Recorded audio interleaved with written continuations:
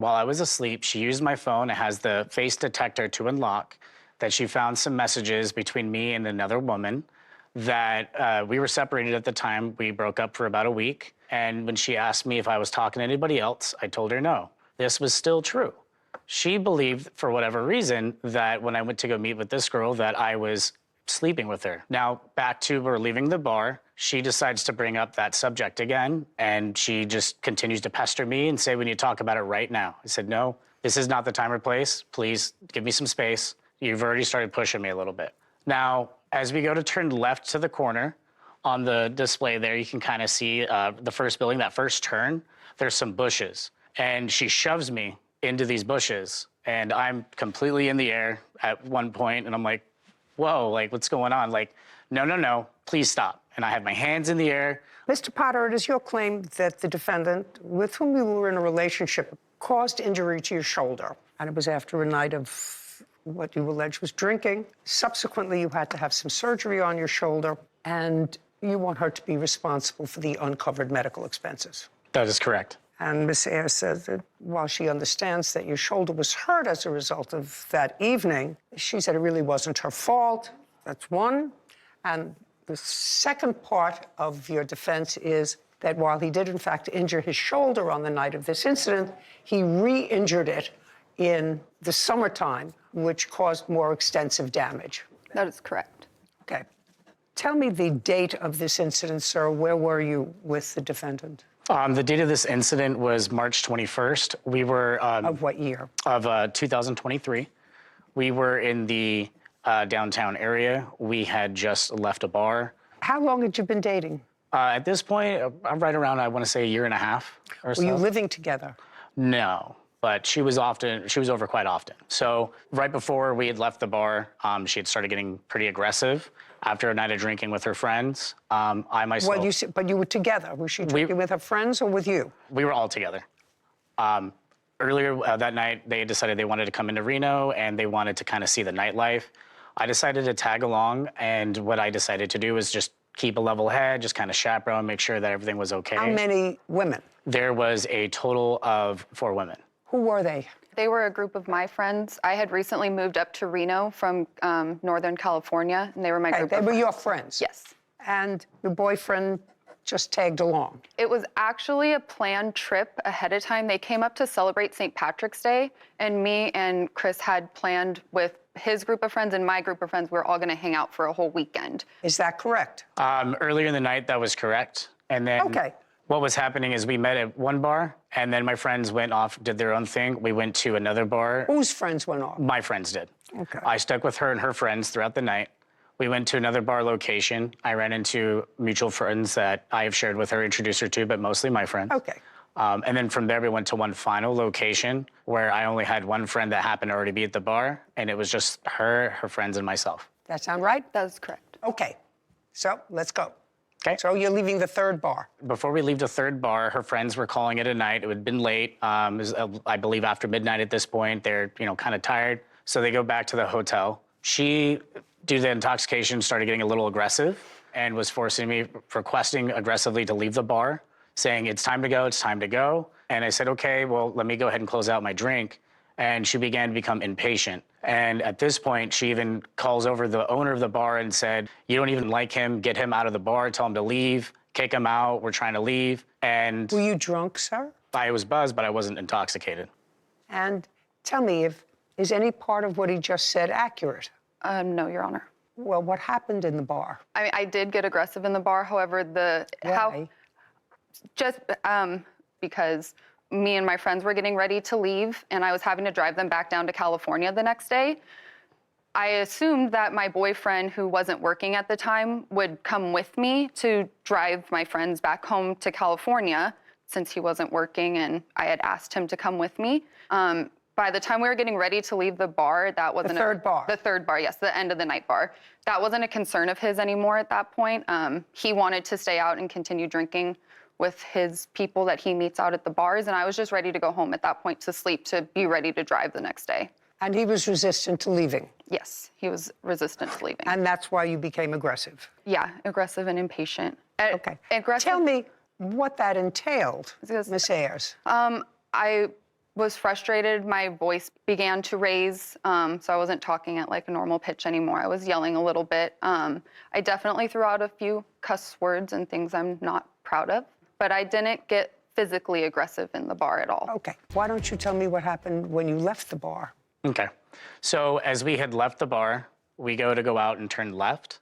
But as we had turned down and continued going straight, she started, yelling at me, cursing me out. Why didn't you want to go? When I said I was ready to go, she started pushing me a little bit. Nothing too crazy, but just pushing me.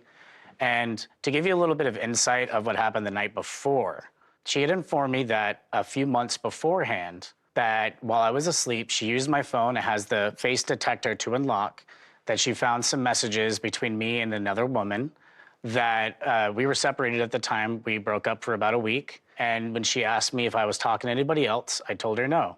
This was still true. She believed, for whatever reason, that when I went to go meet with this girl, that I was sleeping with her. That's not the case. Well, this was something she had told me that she did previously 4 months before my knowledge. I had no idea of this event. Now, back to we're leaving the bar, she decides to bring up that subject again, and she just continues to pester me and say, we need to talk about it right now. I said, no, this is not the time or place. Please give me some space. You've already started pushing me a little bit. Now, as we go to turn left to the corner, on the display there, you can kind of see the first building, that first turn, there's some bushes. And she shoves me into these bushes, and I'm completely in the air at one point, and I'm like, whoa, like, what's going on? Like, no, please stop. And I had my hands in the air, I'm shaking. I was like, I need you to stop. Please get away from me. Just please leave me alone. Give me some distance, like, what's going on? I was shocked. She's never displayed this type of behavior ever. And at this moment, she took a moment to step away. So as we continued to go straight, I crossed the street, and then I hear her getting really close to me. I go to turn around, and So you separated yourself from her. I got some distance. Now you can show me on the map. Okay.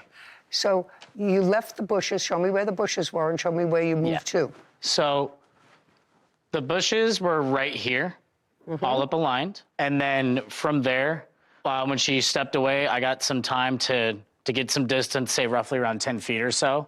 She was following me. And then as I crossed the street all the way over here, as soon as I land on the sidewalk, I could kind of hear her coming up from behind. And she said something along the lines of like, you know what? And I turn around and she has her phone in her hand. And at this point, she throws her phone at my head. Luckily, it misses and it goes on the ground. Her screen shatters. I see this as an opportunity to really gain some distance between the two of us. So I take this opportunity to start power walking, speeding through all the way up here. And right where that star is at, she catches up to me and I hear her going really, really fast. And before I have the opportunity to fully turn around and prepare myself for what's going on, she shoves me with enough force for me to fall forward. And I didn't even have the opportunity, shoves me in my back to put my hands up to brace myself. And she had fallen on top of me at the same time. We both fall forward and my shoulder at an angle is what takes the brunt of the force, holding both of our weight. Now, as we had fell on the ground, this is where she wouldn't get off, and she's fumbling, trying to get a hold of my phone or something, and I'm screaming in pain. I'm excruciating pain. Please get off of me, get off of me. Can you please get off, stop? Something's not right. I'm in a lot of pain. I think it's dislocated, and she wouldn't stop. I had to then yell for help, and there luckily was some pedestrians nearby, and I'm saying, help, help, please, somebody help me. And some people come up and say, what's going on? She gets off of me. The people are investigating what's going on. I say, please, please keep her away from me. Don't let her get near me. She, at this point, takes off in this direction, and then I continue going straight because there's a casino nearby in that direction, and that's where I decide that I'm gonna go. Would you stand up, please? Your last name is Ayers? Yes, it is. You're her mother? Yes, I am. She called you that night?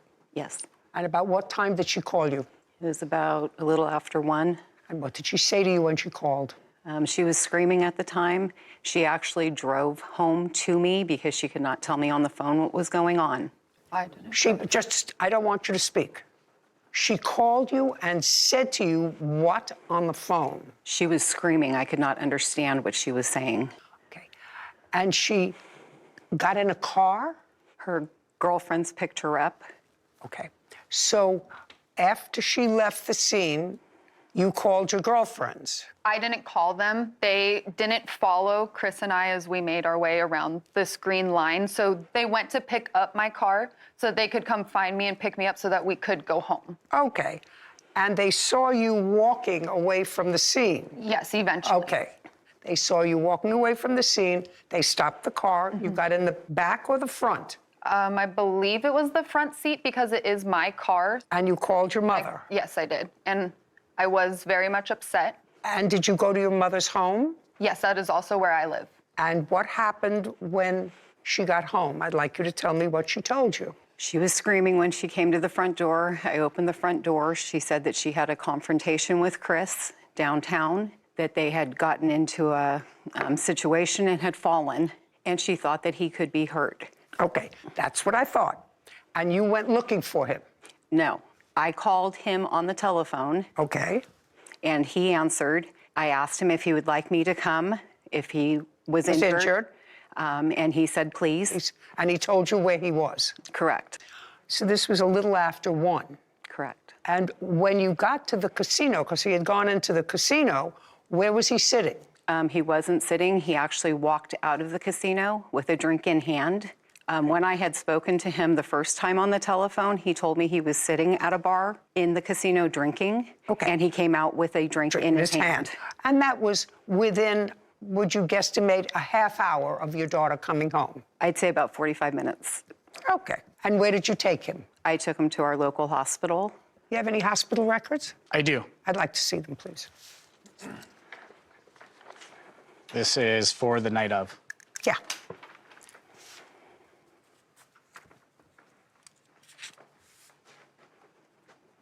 Okay, now it's your turn to tell me your version of the event. Sort of understand what happened. You left the bar together. You got to the bushes, and at the bushes, you pushed him.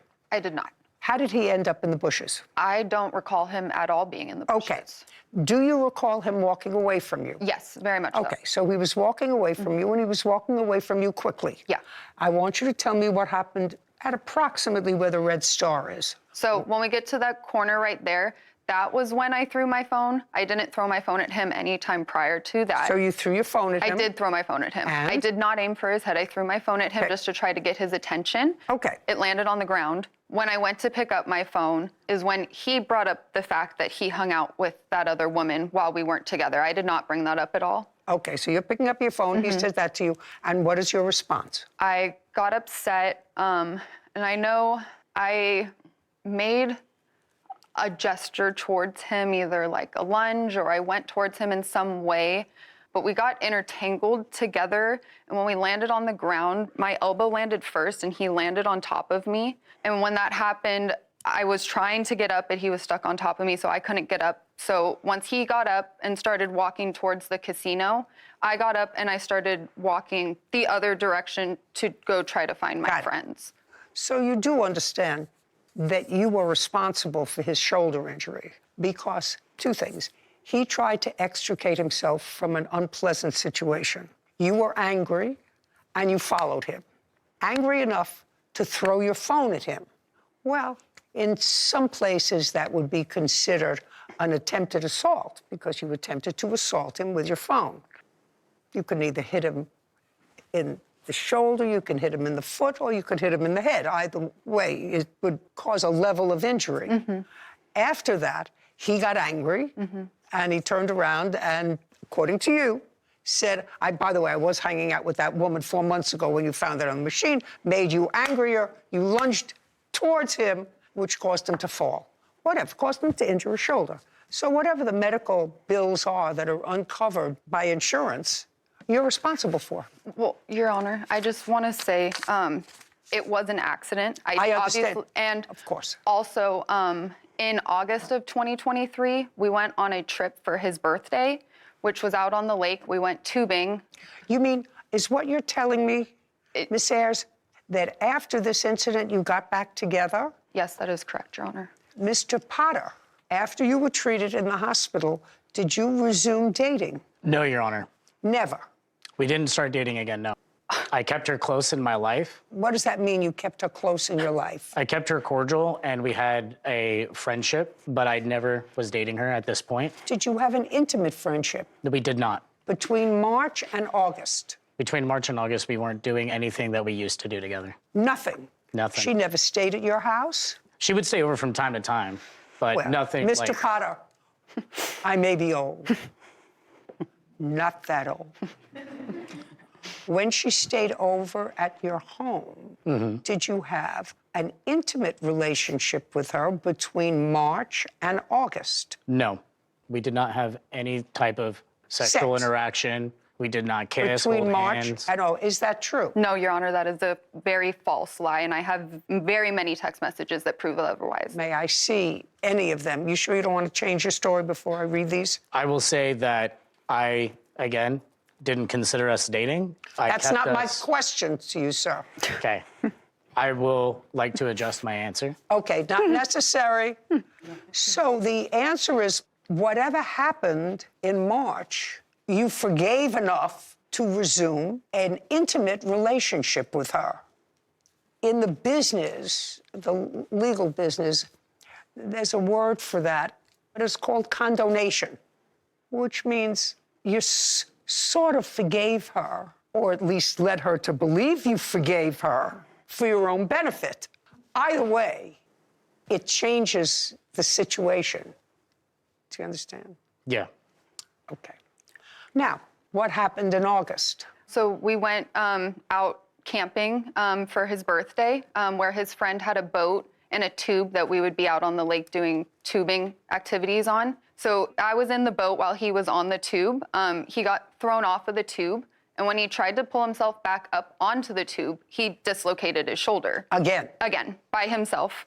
Just a second. Again, which wouldn't have happened probably had it not been dislocated in the past. Once that happens, there's a weakness in your shoulder, and it happens again. Now, when you dislocated your shoulder again, that was in August on your birthday. When's your birthday?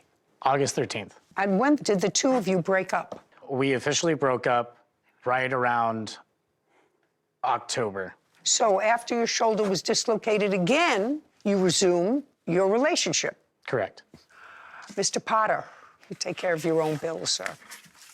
We're done. Do you understand?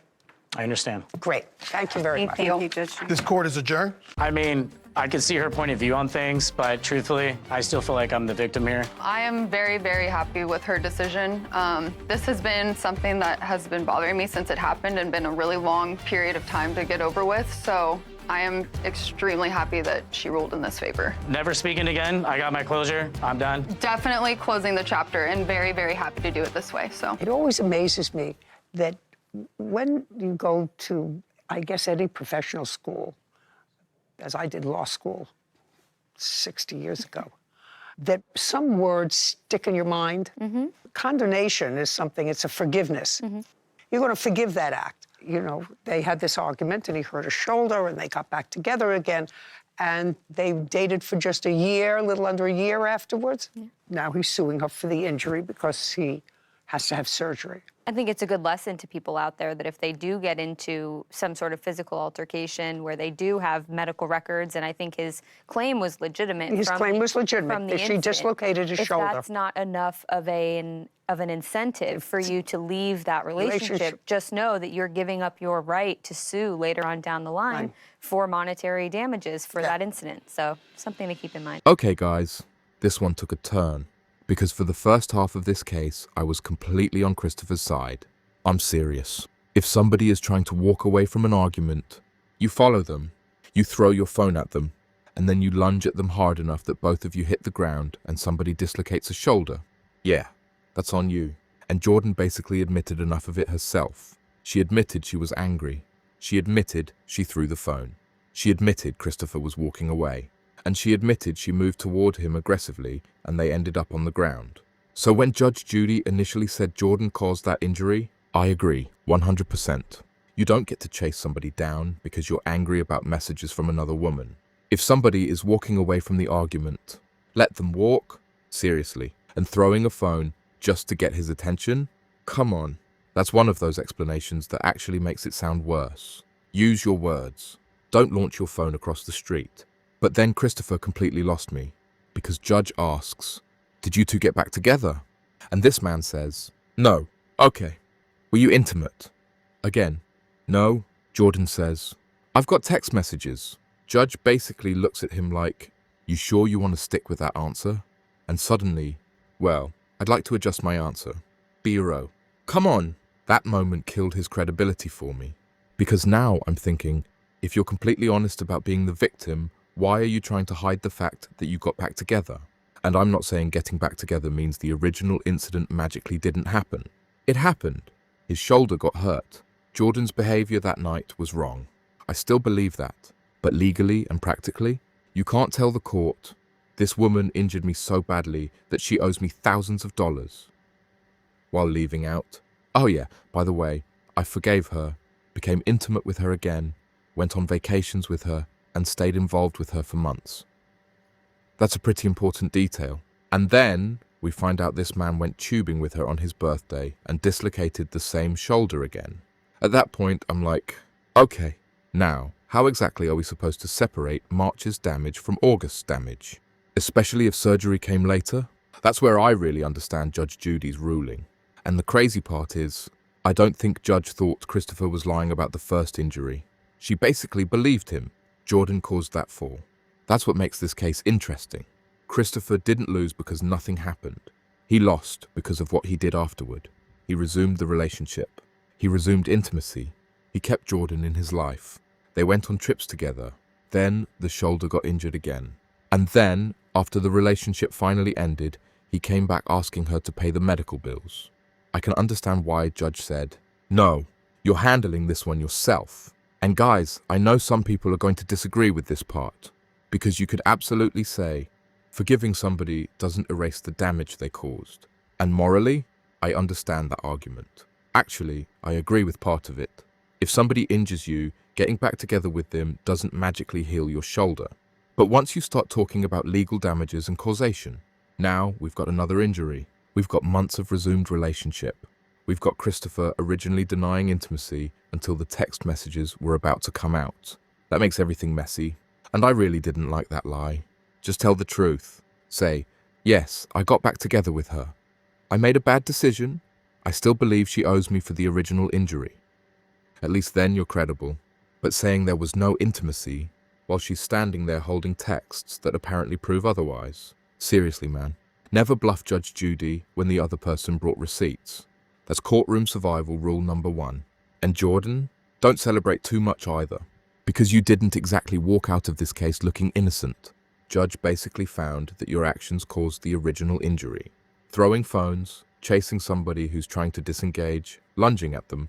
That's not okay. You won because the later facts destroyed his damages claim. Not because your behavior that night was reasonable. There's a difference. So my final take, Jordan was wrong in the original confrontation. Christopher was wrong for hiding the fact that they resumed the relationship. And I agree with Judge Judy dismissing the medical claim once the second shoulder injury and the renewed relationship came out. This case is actually a perfect example of how two things can be true at once. You can genuinely be the victim in one moment, and then make choices afterward that completely complicate your case.